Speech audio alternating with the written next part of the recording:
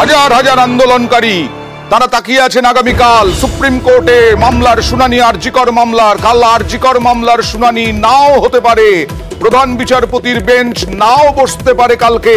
বিস্তারিত জানবো প্রতিনিধি মৈত্রেয়ীর সঙ্গে। মৈত্রেয়ী, কেন, কি হলো?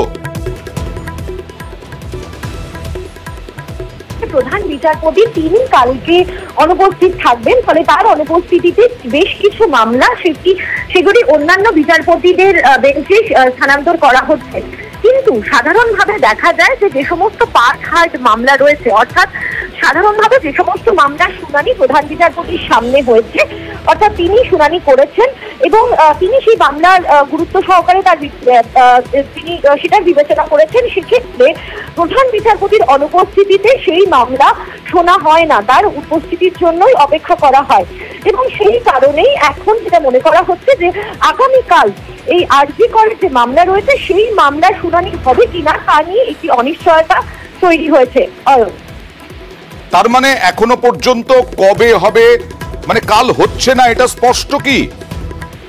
এখনো পর্যন্ত এটা কিন্তু সম্পূর্ণভাবে স্পষ্ট নয়।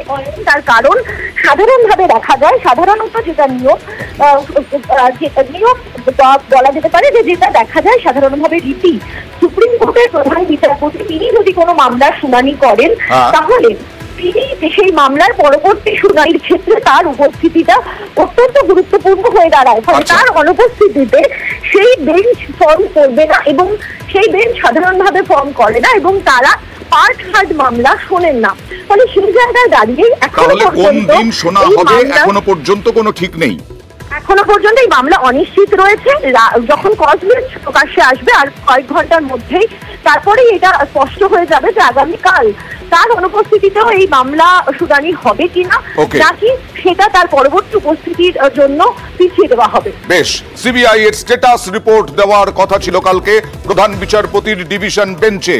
প্রধান বিচারপতির ডিভিশন বেঞ্চে কালকে সিবিআই এর স্ট্যাটাস রিপোর্ট দেওয়ার কথা ছিল। এই যে আজকে রাস্তায় নেমে গত কয়েকদিন ধরে যারা রাস্তায় নেমে আন্দোলন করছেন, রাত জাগা কর্মসূচি করছেন, যারা আরজিকরের বিচার চাইছেন, তারা উদ্গ্রীব হয়েছিলেন আগামীকাল কি স্ট্যাটাস রিপোর্ট দেয়।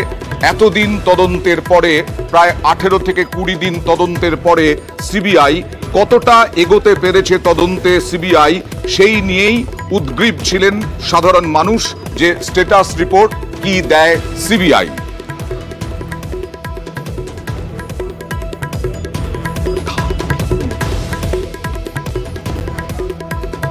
বিজেপি রাজ্য সভাপতি শিক্ষা প্রতিমন্ত্রী সুকান্ত মজুমদার কি বলছেন দেখুন।